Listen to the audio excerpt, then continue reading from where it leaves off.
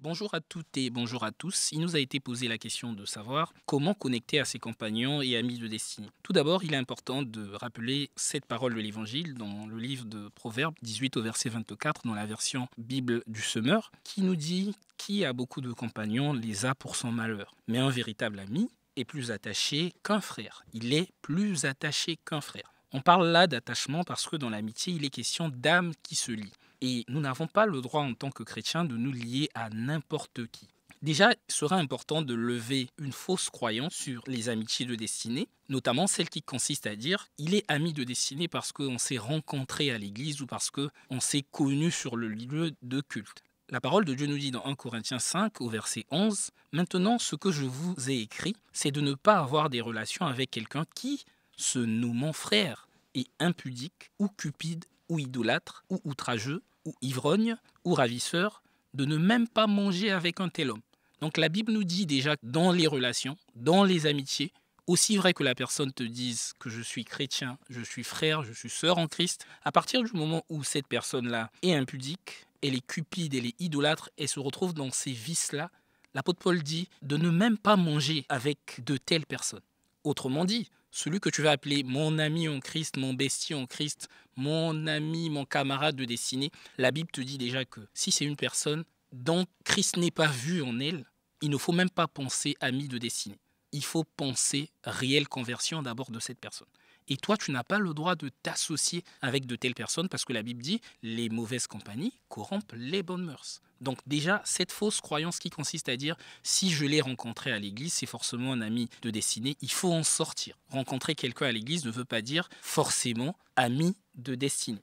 Et tu ne peux pas appeler ami de destinée quelqu'un qui ne partage pas les croyances fondamentales avec toi. Et là, pour l'apôtre Paul, ces choses-là n'étaient pas négociables. Et donc, nous allons voir ensemble trois choses qui permettent de savoir que c'est une amitié de destinée. Pour les amitiés de destinée, on a un bel exemple biblique qui est celui du disciple de Jésus qu'on appelait André.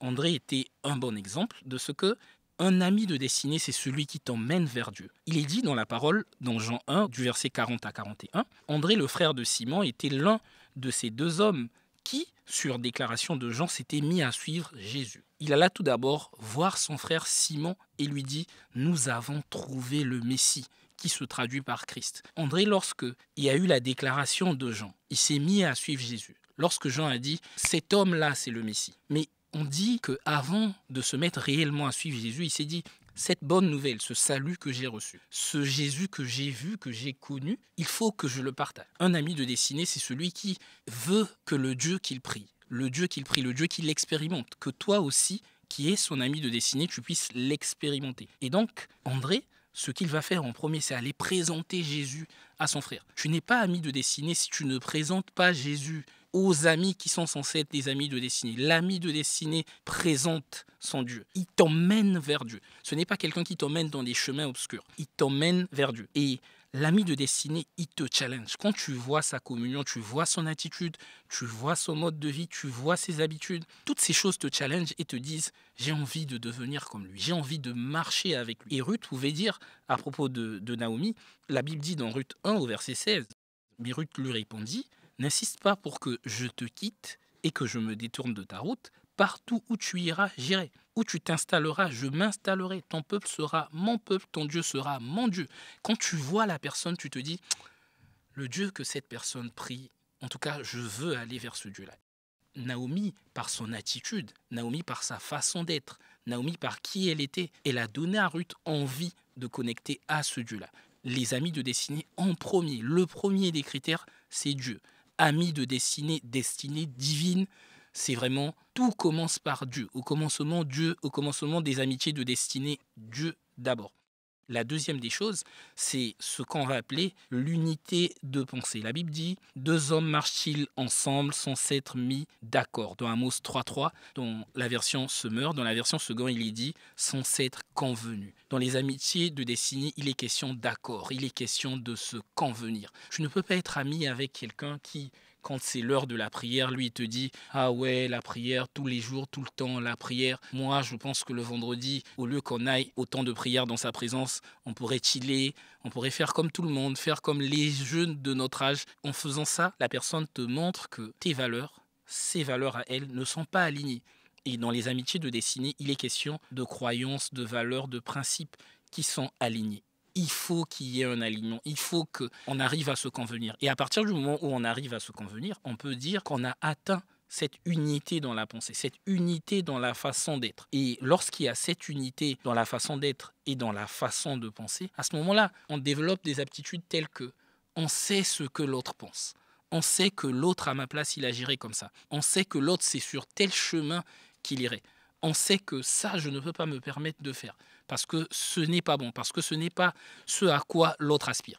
On s'étire mutuellement, on s'aiguise. Quand on s'appelle, on se dit « Ah mais tiens, c'est sur quel passage que tu es en ce moment ? Tu as pris combien de temps pour méditer la parole cette semaine ? Tu as pris combien de temps ?» Quand tu vois l'autre, tu lui dis, tu es toujours en train de lui dire « Tu as lu quel livre ? Qu'est-ce qui t'a fait grandir dans la foi ce mois-ci ? Quel type d'enseignement tu as écouté ?» Et donc, ça fait qu'on se rassemble autour des valeurs communes. Et il est plus aisé, il est plus simple d'arriver à partager avec une personne qui partage toutes ces choses avec nous. Alors que quand vous avez quelqu'un, quand tu lui dis l'enseignement, il te dit « En quoi ? Ce n'est pas une amitié de destinée. » Si toi, tu es dans l'enseignement, tu es dans la méditation, tu es dans la prière, tu penses que Dieu doit être ta priorité, et lui, il pense que Dieu, c'est optionnel, Dieu, c'est dans le cœur, on n'a pas besoin d'afficher sa foi, et que non, mais on en fait trop, tu en fais trop, avec ce genre de personnes dont vous n'avez pas l'unité de pensée, dont vous ne pensez pas de la même manière, on ne peut pas parler d'amitié de destinée. Ce n'est pas possible de parler d'amitié de destinée dans ce genre de cas. Beaucoup plus important, pour terminer, donc la troisième des choses, c'est que la Bible nous dit dans le Proverbe 17 que l'ami aime en tout temps, et dans le malheur, il se montre un frère. La Bible nous dit encore, mais voici comment Dieu prouve son amour envers nous. Alors que nous étions encore des pécheurs, Christ est mort pour nous. Et Christ dit, il ne nous appelle plus serviteurs, mais il nous appelle amis. Jésus a montré c'est quoi une amitié de destinée. Dans une amitié de destinée, il faut que l'ami soit prêt à donner sa vie pour. Aujourd'hui, quand tu vois un ami de destinée, c'est quelqu'un qui, lorsque tu es embarrassé, lorsque tu es en proie au doute, lorsque tu traverses ces situations terribles, il est capable de jeûner avec toi, de prier pour toi.